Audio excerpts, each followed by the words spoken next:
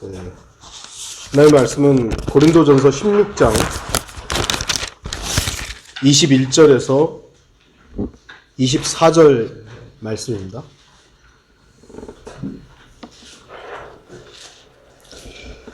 고린도전서 16장 21절에서 24절 말씀입니다.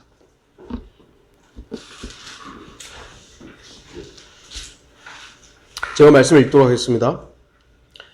나 바울은 친필로 문안하노라. 누구든지 주 예수 그리스도를 사랑하지 아니하면 그는 우리 주께서 오실 때 저주를 받을지어다. 우리 주 예수 그리스도의 은혜가 너희와 함께 있을지어다. 나의 사랑이 그리스도 예수 안에서 너희 모두와 함께 있을지어다. 아멘. 오늘 말씀의 제목은 아람어입니다. 이게 아람어 아나테마 마라나타. 우리 한글 킹제임 성경은 이것이 번역이 되어 있기 때문에 어느 구절이 그것인지 잘 모를 수 있습니다만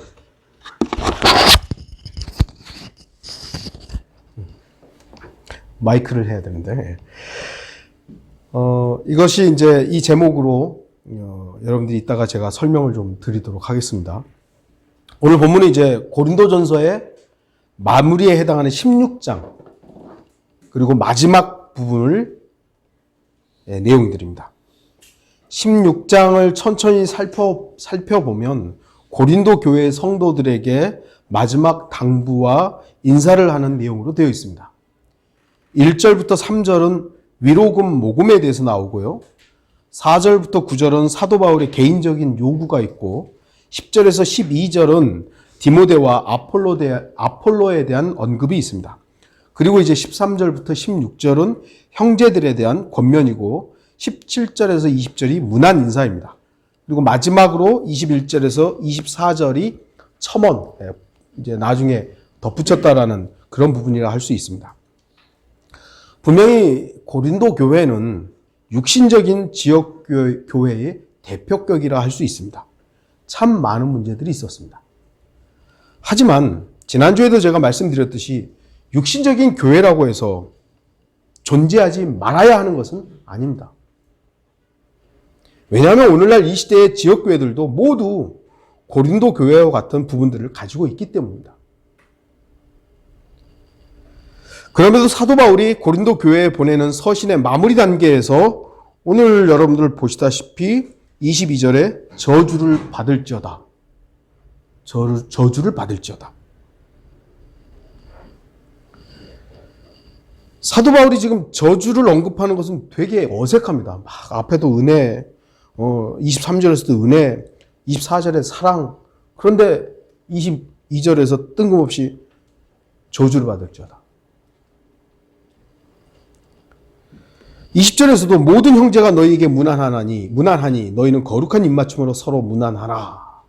라고 해놓고 갑자기 예수 그리스도를 사랑하지 않으면 저주를 받는다. 라고 말을 하고 있습니다.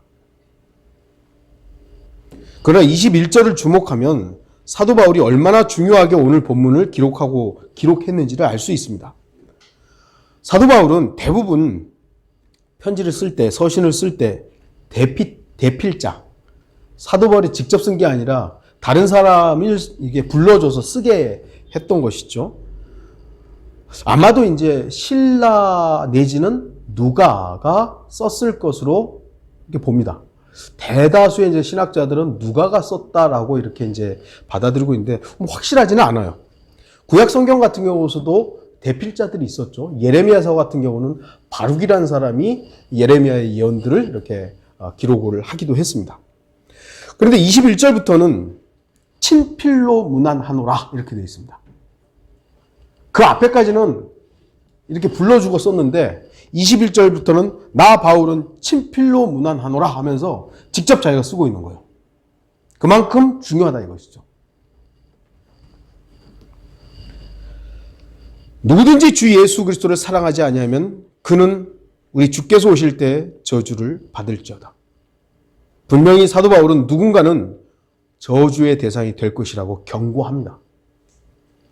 물론 본문에 사용된 저주라는 단어는 지옥의 저주를 경고할 때 사용하는 단어는 아닙니다. 마태복음 23장 33절에 지옥의 저주라는 단어가 나옵니다. 너희 뱀들아, 독사들의 세대야, 어떻게 너희가 지옥의 저주에서 피할 수 있겠느냐? 영어로는 damnation이라는 이 단어가 헬라어에서는 크리마라는 단어인데요. 오늘 본문에서 사용된 저주라는 헬라어 단어는 아나테마라는 단어입니다. 좀 단어가 달라요. 저주란 동일한 의미는 있습니다만 지옥을 저주할 때 쓰는 단어와 여기서 오늘 말하는 저주라는 단어와는 좀 의미가 다르다라는 것이죠. 그럼에도 저주란 단어는 결코 긍정적인 단어는 아닙니다. 하지만 반대로 생각해보면 이 말씀은 너무나도 은혜로운 말씀이 될 수 있습니다. 왜냐하면 누구든지 주 예수 그리스도를 사랑하면 그는 우리 주께서 오실 때 은혜를 받을지어다 라는 말씀이 되기 때문입니다. 제가 왜 저주의 반대로 은혜를 언급했는지 아시겠습니까? 사도 바울은 바로 다음 구절에서 우리 주 예수 그리스도의 은혜가 너희와 함께 있을지어다 라고 말하고 있기 때문입니다. 저주와 은혜를 이렇게 대조해주고 있는 것이죠. 오늘 본문을 간단히 설명하면 주 예수 그리스도를 사랑하지 않는 자는 주님께서 오실 때 저주를 받는다는 경고입니다. 반대로 누구든지 주 예수 그리스도를 사랑하면 주님께서 오실 때 은혜를 받는다 라는 내용입니다. 제가 오늘 설교의 제목을 아나테마 마라나타라고 한 것은 영어 킹제임스 성경에서 원어 그대로 아나테마 마라나타라고 되어 있기 때문입니다. 말씀드렸듯이 아나테마 마라나타는 아람어인데요. 이걸 헬라어로 음역을 한 것이고 영어에서 그대로 이제 음역을 해서 아나테마 마라나타라고 한 거예요. 근데 이것이 충분히 한글로 번역할 수 있기 때문에 음역을 하지 않고 번역을 해서 우리 한글 킹제임스 성경에선 우리 주께서 오실 때 저주를 받을지어다. 이게 지금 아나테마 마라나타라는 의미예요. 여러분들 그렇게 이제 나중에 아시면 될 것입니다. 그럼 아나테마라는 이 저주라는 뜻은 어떤 것인가? 이 아나테마라는 뜻은 뭐냐면 우상을 섬기는 사당에 세워두는 물건을 말하는 데서 유래되는 겁니다. 그러니까 하나님을 섬기는 거 말고요. 우상을 섬기는 이런 신당에 거기에다 물건들이 많이 있잖아요. 거기다가 세워두는 물건에서 유래된 게 아나테마예요. 그러니까 우상을 섬기는데 물건이 있는 건 저주받은 거예요. 저주받은 거예요. 이 아나테마라는 말은 뭐 어원적으로 쭉 가면은 구분해서 놔둔다. 따로 구별했다. 근데 이것은 따로 구별했다는 성별로서의 좋은 의미가 아니에요. 나쁜 의미로 구별한 것이죠. 나쁜 의미로 구별해서 내버려 둔다. 이걸 말하는 것입니다.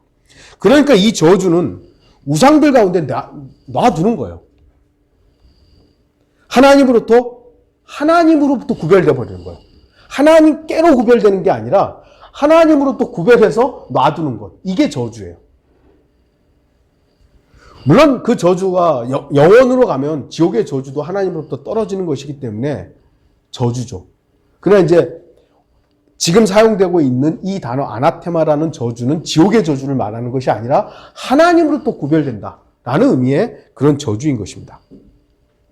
마라나타는 주께서 오셨다 또는 주께서 오시리라 라는 뜻입니다. 좀 더 구별을 해보면 마라나타는 마란아타라고 읽을 수도 있고요. 마라나타로 읽을 수도 있어요. 뜻을 보면 마란아타는 주께서 오셨다, 주께서 오신다 라는 소망형 또는 고백형이 되는 것이고요. 마라나타라는 것은 주여 오소서라는 기원문이 되는 겁니다. 약간의 차이가 있습니다만 성경을 믿는 사람들은 대부분 이제 전자 마란아타 주께서 오셨다라고 이제 의미를 해석하고요. 현대 신학자들은 마라나타 주여 오소서 이걸로 해석을 한다 그래요. 뭐 큰 차이는 없습니다만 어쨌든 주님이 오신다라는 의미가 있는 것이 마라나타입니다. 주목하십시오. 예수 그리스도의 오심. 두 번의 오심이죠. 첫 번째 오심은 인류에게 구원을 선포하러 오신 것입니다. 그 은혜고 자비죠. 그러나 다시 오심은 인류에게 저주입니다. 구원받지 못한 인류에게는 저주입니다. 재림. 누군가에겐 저주이지만 누군가에겐 은혜입니다. 여러분에게는 예수 그리스도의 재림이 은혜입니까? 저주입니까? 본문에는 분명히 예수 그리스도 때문에 저주를 받는 대상이 따로 구분되어져 버리고 내어 버림을 받는 사람들에 대한 언급이 있는 것입니다. 아까도 말씀드렸듯이 구분된다는 것이 세상으로부터 구별되는 것이 아니라 세상 안으로 구별된다는 거예요. 하나님께서 사도 바울부터는 어떻게 말씀하시냐면 예수 그리스도를 사랑하는 사람은 하나님께로 구별되는데 예수 그리스도를 사랑하지 않는 사람은 하나님으로부터 구별된다는 거예요. 하나님으로부터 구별돼서 버림을 받는 거예요. 그게 저주인 거예요. 그래서 보십시오. 예수 그리스도를 사랑하지 아니하면 그 사람은 저주받는 거예요. 어떻게? 지옥의 저주가 아니라 하나님으로부터 구별된다는 겁니다. 주님 오실 때.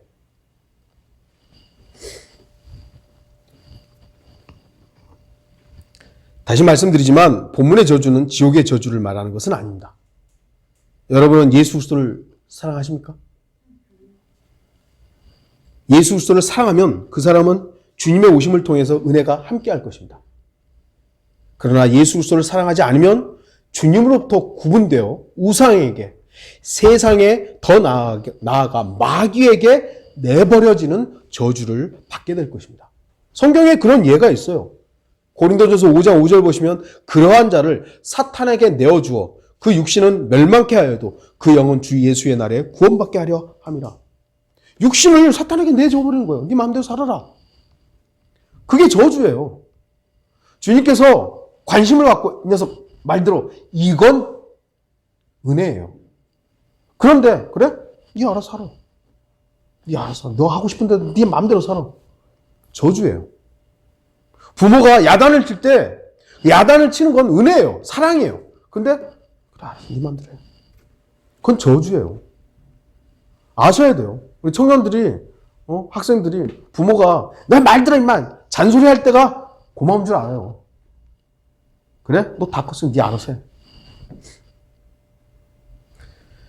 디모데전서 1장 20절 그들 가운데 후메네오와 알렉산더가 있는데 내가 그들을 사탄에게 내어준 것은 그들로 하나님을 못 오가지 못하도록 배우게 하려는 것이라.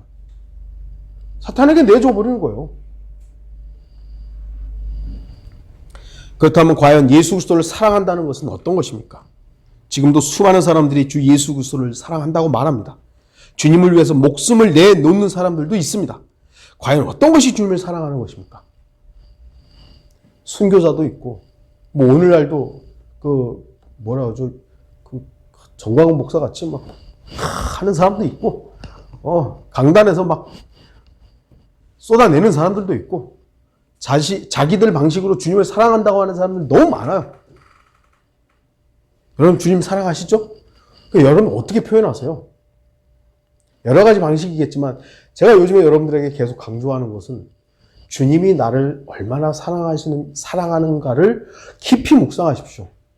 그러면 여러분들은 주님을 사랑하는 겁니다. 사랑하려고 노력하지 말라고요. 오늘 본문이 담겨있는 16장을 우리가 좀 천천히 보죠. 사도 바울은 고린도 교회 성도들에게 예루살렘 교회를 위한 위로금, 구제금에 대해서 갈라디아 교인들에게 명령한 것 같이 명령을 합니다. 그리고 그 위로금, 구제금은 매주 첫날 하나님께서 번성케 하신 대로 따로 저축하여 두고 다시 모금하는 일이 없도록 하라고 말합니다. 그러니까 주의 첫날 모여서 따로 헌금하는 것들을 모아놓고 그걸 통해서 구제하라는 것이죠. 그래서 따로 막 모아가지고 우리 어디 도웁시다 이렇게 그때그때 하라는 게 아니라 따로 모아두라 이것입니다.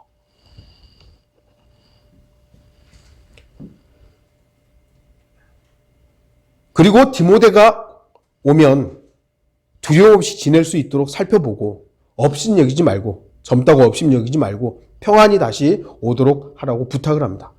그러면서 13절 14절에 깨어있으라 믿음 안에 굳게 서라 남자답게 처신하라 강건하라 너희의 모든 일을 사랑으로 행하라고 말합니다. 그렇다면 사도 바울이 말하는 믿음 안에 서고 남자답게 처신하고 강건하고 사랑으로 행하라는 것이 과연 어떤 일이겠습니까? 바로 앞에서 언급하고 있는 예루살렘 교회에 대한 위로금과 디모데에 대한 대접, 디모데를 어떻게 대접하라 이런 것일 수 있는 것이죠. 그리고 사도 바울은 15절을 읽고 있는 것입니다. 형제들아 내가 너희에게 권고하노니 하면서 스테파나의 집안은 성도들을 섬기고 헌신했다는 것입니다. 그렇기 때문에 그런 사람들, 곧 스테파나의 집안 사람들에게 복종하라는 것이죠. 사도 바울과 함께 일하고 수고하는 모든 사람들에게도 복종하라는 것입니다. 그러면서 문안 인사를 합니다. 그런데 문안 인사가 끝나는 것이 아니라 주 예수 그리스도를 사랑하지 않으면 저주를 받는다라고 하는 것이죠. 제가 아는 문맥상의 상식은 사도 바울이 말하는 사랑은 예루살렘 교회에 대한 위로금과 디모데와 스테파나의 집안 사람들을 잘 대하고 복종하는 것과 연관되었다고 할 수 있습니다. 예수 그리스도를 사랑하지 않는 사람은 주님께서 오실 때 저주를 받는다. 그럼 뭐가 안 사랑하는 건가? 문맥으로 보면 예루살렘 교회에 위로금 안 주는 거예요. 디모데를 막대하는 거예요. 스테파나의 집안에 복종하지 않는 거예요. 그게 주님을 사랑하지 않는 겁니다. 문맥으로 봤을 때는. 그러니까 주님을 사랑하는 사람이라면 예루살렘 교회에 위로금을 보내는 일에 동참하고 젊은 사역자인 디모데를 업신여기지 말고 성도들을 섬기는 데 헌신한 스테파나의 집안에 대해서 복종하라는 것이죠. 그렇게 하는 게 주님을 사랑하는 겁니다. 16장을 봤을 때는 그렇다는 것이죠. 이러한 분명한 목적에 대해서 사도 바울은 친필로 써서 강조한 겁니다. 내가 문안하는데, 친필로 써서 문안하는데 앞에 있었던 일들을 하라 이것이죠. 그리고 맨 마지막에 나오는 사도 바울의 사랑, 곧 고린도 교회에 대한 열렬한 사랑, 그 사랑은 육신적인 고린도 교회에 대한 용서와 오래 참음의 인내와 권면이었던 것입니다. 제가 자주 언급하지만 다시 한번 아까도 말씀드렸지만 주님에 대한 사랑은 그저 말에 있는 것이 아닙니다. 그 사랑이 눈앞에 보이는 형제 자매들을 통해서 나타날 수 있어야 됩니다. 요한일서 4장 21절 이것이 우리가 그분께 받은 계명이니 하나님을 사랑하는 자는 자기 형제도 사랑해야 하느니라. 형제도 사랑해야 하느니라. 형제 간에도 의견이 달라질 수 있고 쉽게 해서 싸울 수도 있죠. 그러나 막 욕할 수도 있고 형제니까 막 욕할 수도 있지만 저주하지는 않습니다. 그러나 강단에서는 목사라는 자가 어제까지만 해도 형제하고 구원받았다고 해놓고 자기하고 의견 틀어주고 자기 말 안 따른다고 저주를 퍼붓는 거예요. 근데 목사라고 하는 거고 그 사람을 따라서 여전히 지옥교를 섬긴다고 하는 것이죠. 그 사람은 하나님을 사랑하는 사람이 아니에요. 자기를 사랑하는 사람이죠.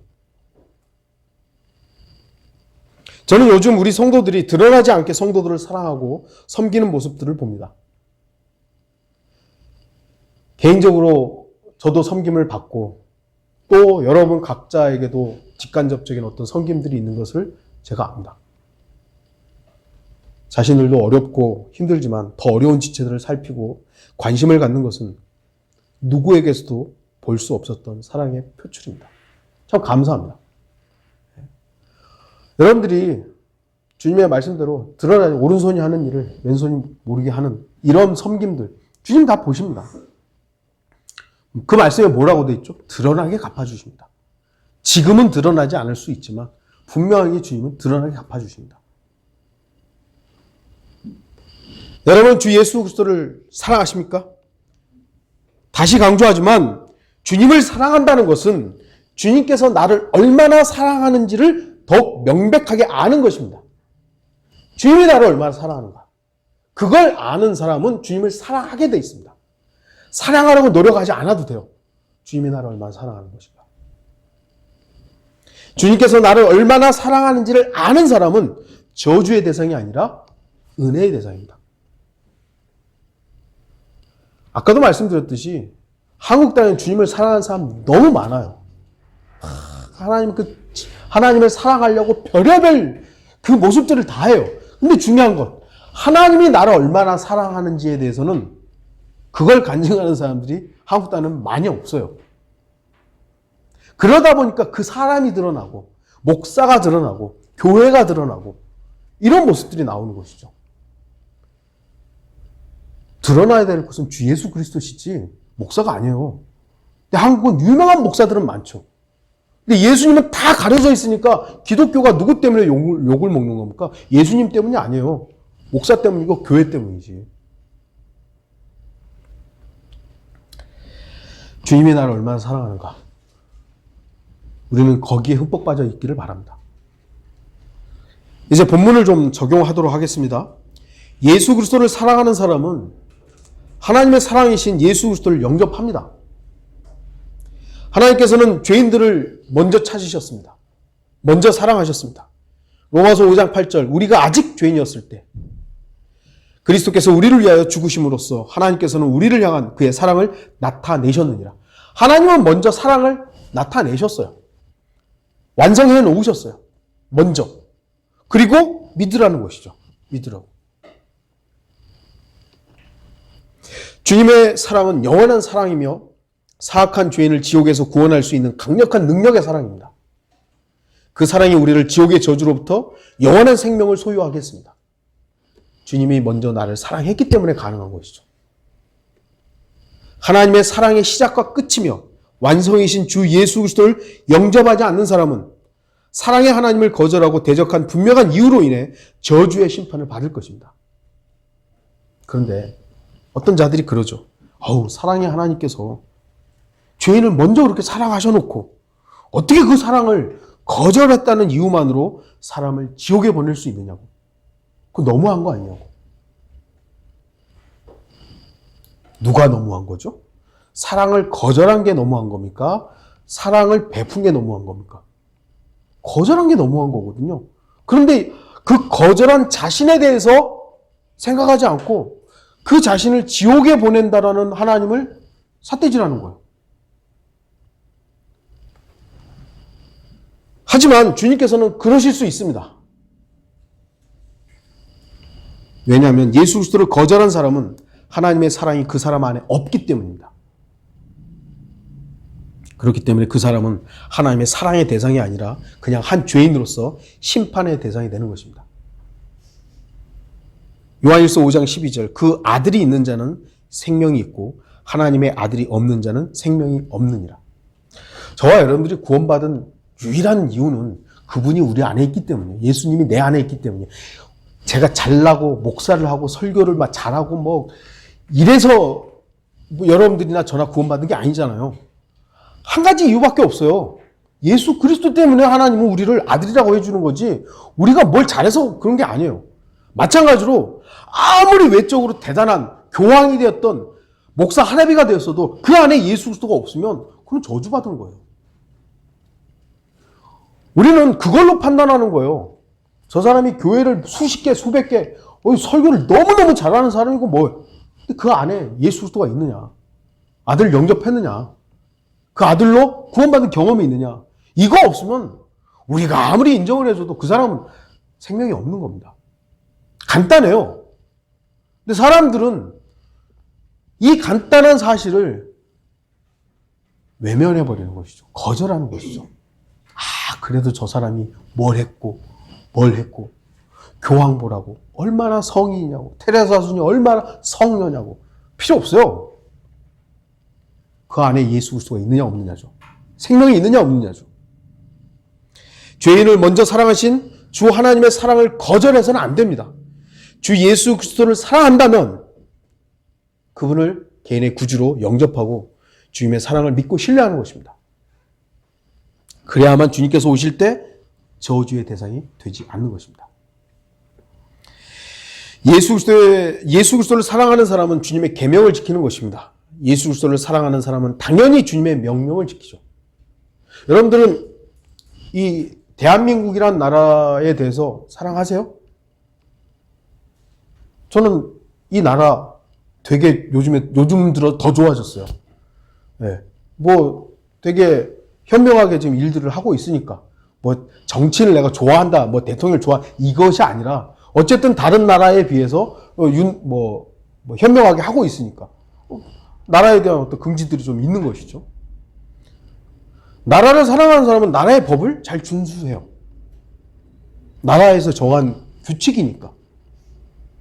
부모를 사랑하는 사람은 부모가 말하는 것에 대해서 최선을 다해서 따르려고 합니다. 부모를 무시하는 사람은 부모가 어떤 말을 해도 외면해버리는 거예요. 나라를 사랑하는 사람은 나라에서 정한 규칙들을 따르려고 해요. 나라를 무시하는 사람은 법을 준수하지 않아요. 예수 그리스도를 사랑하는 사람은 예수 그리스도가 우리에게 주신 명령을 따르려고 합니다. 그게 정상 아니겠어요? 근데 지는 자기 멋대로 살면서 나 주님 사랑한다고. 나라의 법을 무지개로 다 무시하면서 나는 대한민국 사랑한다고. 그거 이상하잖아요. 부모가 막 하라는 대로 안 하고 지 마음대로 살면 난 그래도 부모 사랑한다고. 이상한 거예요. 주님께서 우리에게 주신 명령은 너무 간단합니다. 서로 사랑하라죠. 서로 사랑하라. 사도 요한을 통해서 분명하게 그리스도인들에게 주신 내용, 새 언약이 있습니다. 그건 서로 사랑하라죠. 요한복음 14장 15절 21절 너희가 나를 사랑하면 나의 계명들을 지키라. 나의 계명들을 가지고 그것들을 지키는 사람은 나를 사랑하는 사람이니 나를 사랑하는 사람은 나의 아버지께 사랑을 받으리라. 또 나도 그를 사랑하여 그 사람에게 나 자신을 나타내리라. 요한복음 15장 17절 이런 것들을 내가 너희에게 명령하노니 이는 너희가 서로 사랑하게 하려 함이라. 요한일서 3장 23절 그의 계명은 이것이니 우리가 그의 아들 예수 그리스도의 이름을 믿고 그가 우리에게 주신 계명대로 서로 사랑하라는 것이라. 서로 사랑하라는 계명은 너무 많아요. 어찌 보면 그리스도인에게는 율법보다 더 많은 내용이 서로 사랑하라는 거예요. 근데 아까도 말씀드렸듯이 소위 그리스도인이라고 하나님을 사랑한다고 하는 사람들이 나와 다르다는 이유만으로 심지어는 교회가 다르다는 이유만으로 또는 더 나아가서 좀 더 넓게 성경이 다르다는 이유만으로 저주하고 판단하고 심판하고 이러고 있는 거예요. 그렇다면 그 사람은 분명한 구원의 간증이 있고 그리스도인이라면 우리가 나와 다르다는 이유만 저주할 게 아니에요. 그를 위해서 기도해야 되는 것이죠. 기도하고 참아주고 오래 기다려줘야 되는 것이 저주할 게 아니거든요. 역으로 말하면요. 그 사람은 하나님 사랑하는 게 아니에요. 자기를 사랑하는 것뿐이죠. 예수 그리스도를 사랑하는 사람은 그의 계명을 지킵니다. 서로 사랑하는 것입니다. 예수 그리스도를 사랑하는 사람은 주님과 동행합니다. 사랑하는 사람과 함께하고 싶은 것이 정상이죠. 그 사랑의 대상과는 어디든 함께하고 싶어 합니다. 주님을 사랑하는 것은 믿음 따로 생활 따로 하는 것이 아닙니다. 믿음은 주여 아버지 하나님 하는데 나가가지고는 세상에서는 개판을 하는 거예요. 한국 기독교가 왜 이렇게 욕을 먹는 겁니까? 믿음 따로 생활 따로기 때문에 그러죠. 주님을 사랑하는 사람은 믿음과 생활이 크게 차이가 나지 않습니다. 오늘 본문의 저주는 바로 이러한 부분에서 구분되고 내버려지고 떨어지게 된다는 의미에서 저주입니다. 이러한 저주가 저주라고 생각하는 사람은 사랑하는 주님과 동행하는 것이 얼마나 큰 은혜인지를 아는 사람이에요.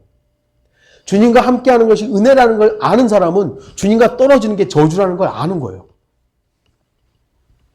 그러나 주님과 구별되는 것이 저주라는 것을 알지 못하는 사람은 그만큼 주님께서 자기 자신을 사랑하고 있다는 그 놀라운 은혜를 누리지 못하는 저주의 삶을 사는 것입니다. 아, 내가 주님과 떨어지는 것이 이게 저주구나라는 것을 안다면 어떻게든 안 떨어지려고 할 거 아니에요. 근데 떨어져도 그만, 안 떨어져도 그만인 사람은 이 사람은 이미 그 주님의 은혜를 누리지 못하는 저주 가운데 있는 겁니다.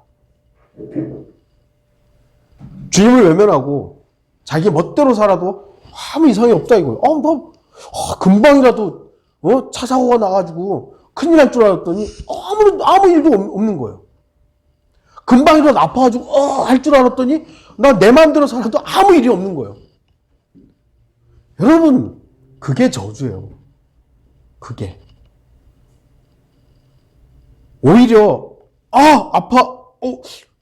이게 지금 주님께서 나를 다루시는구나. 이걸 안다라는 게 은혜고. 그게 물론 꼭 내가 죄를 져서 그런 것은 아니더라도 사소한 어떤 일들 속에서 그리스도인에게는 우연이 없다는 것을 아는 사람이라면 이것이 주님께서 나를 다루시는구나. 그걸 알고 발견하는 은혜 가운데 사는 것이죠. 에녹이 주 하나님과 동행했고 누가복음에 보면 주님의 제자들이 주님과 동행했다고 기록되어 있습니다. 우리가 주님과 동행하는 삶을 살면 인생의 목적이, 계획이, 언행이 바뀔 수 있습니다. 어떤 글을 보니까 10년, 20년을 주님을 믿었다고 하는데도 삶의 변화가 없다. 그 사람은 잘못 믿은 것이다. 라고 써 있더라고요. 저는 전적으로 동의하는 건 아니지만 부분적인 부분은 동의해요. 우리의 인간의 본성이 바뀌진 않죠. 이 본성이라는 것은 주님께로 이제 합해져야 바뀌는 것이지만 이 본성을 주님 앞에 복종하는 삶을 사는 것. 그러다 보니까 막 거짓말하던 사람이 거짓말을 제어하고 순종적인 삶을 산다. 이런 변화가 있어야 된다는 거예요. 음탕한 생활을 하던 사람이 예수 그리스도를 만나고 그 음탕함을 버리고 살아가야죠. 여전히 음탕하게 살면 그게 주님을 사랑하는 것이겠어요? 부부가 오랜 시간 같이 살다 보면 닮아가죠. 그래서 저도 많이 잘생겨진 거예요, 지금. 부모와 자식들이 닮아가는 이유가 있죠. 유전적인 이유도 있지만 같이 오래 살다 보니까 저도 모르게 아버지의 모습이 저에게서 보여지는 거예요. 저도 몰랐어요. 왜죠? 같이 살았으니까.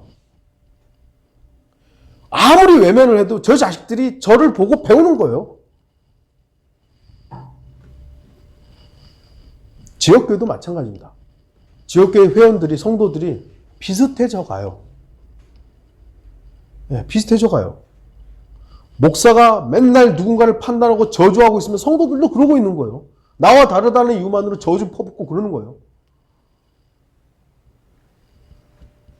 하나님의 말씀에 순종하는 삶을 사는 이런 모임들이 되면 함께 그 모습들이 가게 되는 거예요. 왜죠? 함께 있으니까. 왜 우리 자식들에게 친구 잘 만나라, 친구 잘 사귀어라. 왜 그러죠? 어떤 사람을 잘못 만나면 인생이 바뀌기 때문입니다. 예수 그리스도를 만나서 인생이 바뀌지 않았다면 그 사람은 여전히 주님과 동행하는 것이 아니라 주님 따로 나 따로 가는 겁니다. 주님을 만났다면 우리가 닮아간다는 표현이 성경적이지는 않습니다만 그분이 우리에게 투영되고 우리도 그분 앞에 드러날 수 있어야 되는 것이죠. 우리가 세상 사람들과 온종일 같이 산다 해도 저도 이렇게 보니까 우리 자매보다 제 과장하고 더 많이 있어요. 근데 그 가장이 하도 욕을 하다 보니까 저도 모르게 막 욕이 떠오를 때가 있어요. 그럼 이거 아닌데. 왜냐하면 듣는 게 맨날 욕이니까 좀만 하면 뭐라고 욕을 해요. 그러면 저도 모르게 이렇게 하다 보면 머릿속에 하다 보면 욕이 떠올라요. 이게 왜죠? 맨날 듣는 게 그러다 보니까요. 그럼 우리가 그거를 계속 붙잡아야 됩니까? 아니잖아요. 이건 내가 아니었다고 계속 쳐내야 되는 거예요. 우리는 세상 속에서 삽니다. 그럼 우리가 그들과 같아져야 됩니까? 아니죠. 비록 세상에 살고 있지만 우리의 몸과 혼이 사랑하는 주님과 동행하는 삶을 산다면 우리의 영적 생활은 주님을 따르는 거룩한 삶이 될 수 있는 겁니다. 예수 그리스도를 사랑하는 사람은 주님을 기다립니다. 이거는 다른 주제이기 때문에 너무 큰 주제이기 때문에 간단하게만 말씀드리겠습니다. 지금은 우리의 사랑이신 주 예수 그리스도께서 몸으로는 잠시 떨어져 계십니다. 하지만 주님께서는 반드시 속히 오시겠다고 약속하셨습니다. 사랑하는 사람은 그 약속을 기다립니다. 그 약속을 믿고 신뢰하는 사람은 주님의 다시 오심을 기다립니다. 그 기다림이 은혜입니다. 그런데 주님을 사랑하지 않고 자신의 목적대로, 자신이 하고 싶은 대로 하면 그것이 저주입니다. 이제 결론을 좀 맺겠습니다. 혹시 여러분 중에 주 예수 그리스도를 사랑하지 않는 사람이 있습니까? 사랑하지 않습니까? 라고 물어보면 아니 사랑하는데요. 근데 얼마나 사랑하죠? 뭐 고민이 돼요. 다시 묻습니다만 저는 여러분이 주님을 얼마나 사랑하는지를 묻는 게 아니라 주님께서 여러분을 얼마나 사랑하고 있는지 알고 계시느냐 그걸 묻고자 하는 겁니다. 주님이 저와 여러분 얼마나 사랑하는지 아세요? 거기에 한번 흠뻑 빠져보세요. 그 사실을 저는 자주 묵상합니다. 주님이 나를 얼마나 사랑하는가. 구원받지 않은 사람은 반드시 하나님의 사랑이신 주 예수 그리스도를 영접함으로 예수 그리스도의 사랑을 받아야 합니다. 그렇지 않으면 그 사람은 주님께서 오실 때 저주의 대상이 됩니다. 여러분 중에 예수 그리스도를 사랑하지 않는 사람이 있습니까? 주님의 사랑을 묵상하지 않고 다른 것들에 자꾸 모든 것들을 내어놓고 있는 부분이 있습니까?